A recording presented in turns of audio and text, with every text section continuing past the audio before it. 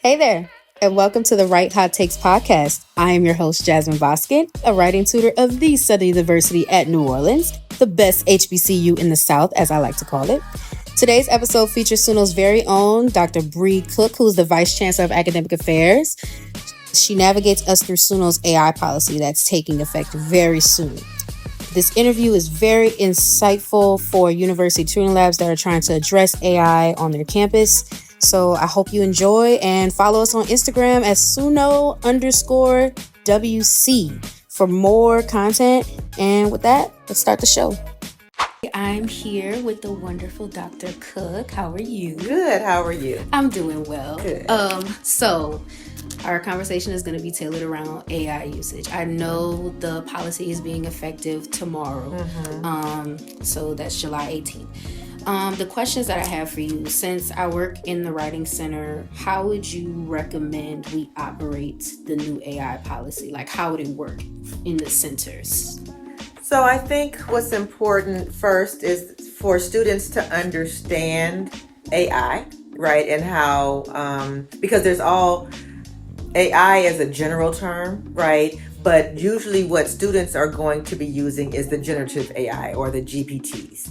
And so I think it's important for students to understand the benefits and then some of the drawbacks, particularly in academics with regards to GPTs. Like, they're not 100% accurate. You'll still need to, double check sources. So I think in the Writing Center, it's really important for you and the team to spend time educating the students on the use of these things, and then kind of letting them know that there are policies in place, right, at the system level and at the institution level that are going to guide, right? So it's really more of a guide, how they can and cannot, or should and should not use AI.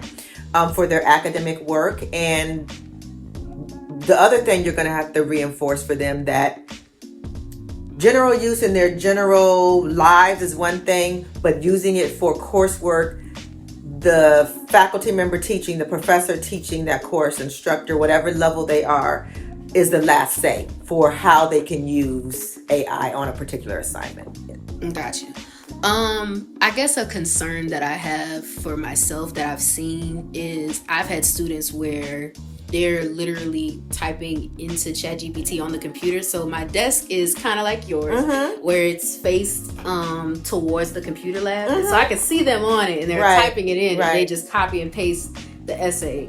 And then they give it to me, and they let me read it. And I'm just like, I know you didn't write this. Right.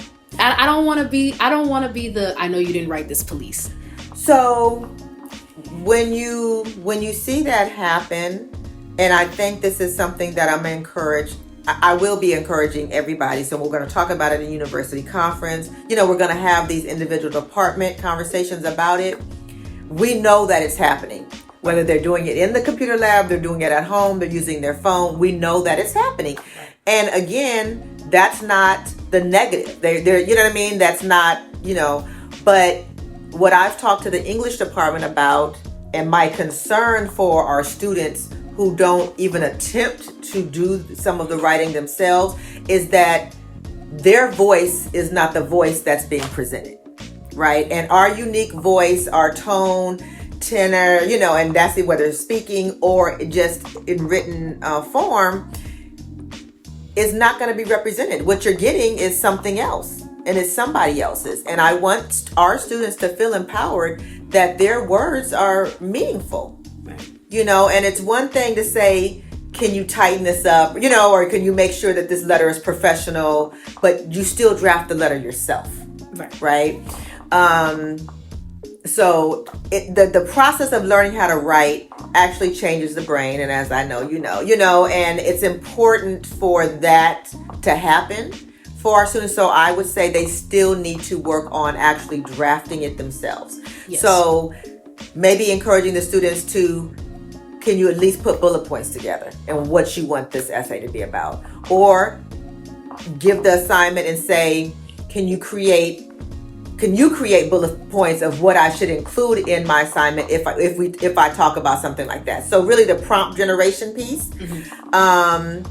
But in the end, I'd rather them actually write the paper first, then submit it, to you, right? And then if they want to use AI, if it's allowable per their class, right. But again, it's really starting even past before the AI usage. It's really getting to the point of your voice is important. Your words have meaning, and how you convey information is important. And that shouldn't be negated completely because, ChatGPT will give you something, or the GPTs will give you something quicker and faster, and you think that it's better written. Hey there. I hope you're enjoying this episode of The Right Hot Takes. If you want more content like this, follow us on Instagram. We're at SUNO_WC. And you can follow the Southern University at New Orleans at Southern_NOLA. But let's hear more from this episode. Enjoy.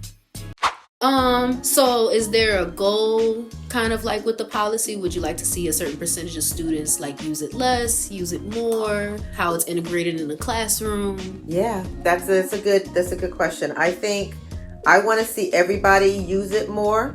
Okay. Everybody on campus. We will have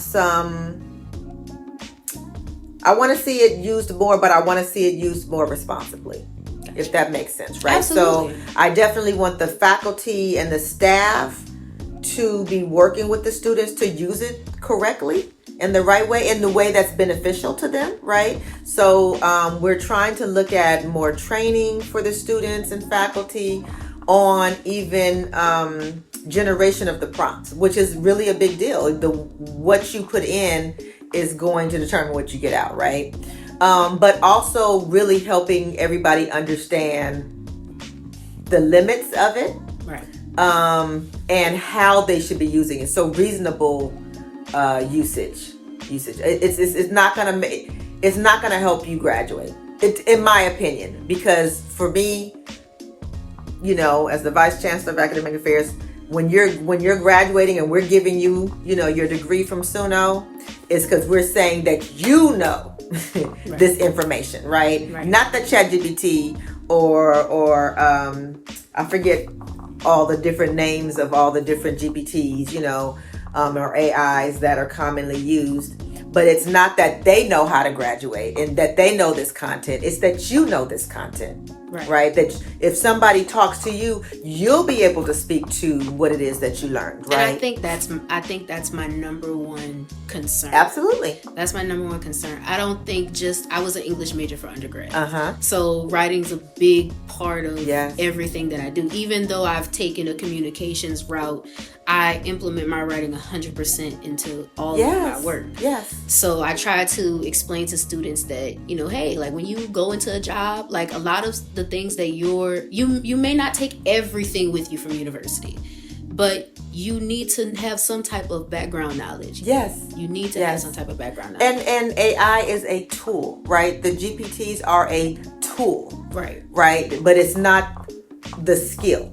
Yes. Right. And so we want our students to have knowledge, skills, and abilities. Absolutely. Right. And one of the tools that they'll use may be, an AI type of feature. So a lot of jobs are using AI, not just GPTs, but they're using other, AI platforms to help different processes that they have. But again, like you said, there still has to be some understanding and knowledge that you carry. Absolutely. About what it is that you're trying to do, right? And a tool is a tool, but those knowledge, skills, and those abilities, those KSAs, is what we're trying to impart, with our degree programs. Absolutely.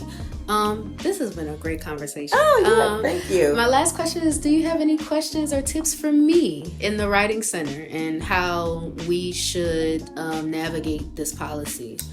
So I think continuing to work with the Institutional Committee on AI at SUNO.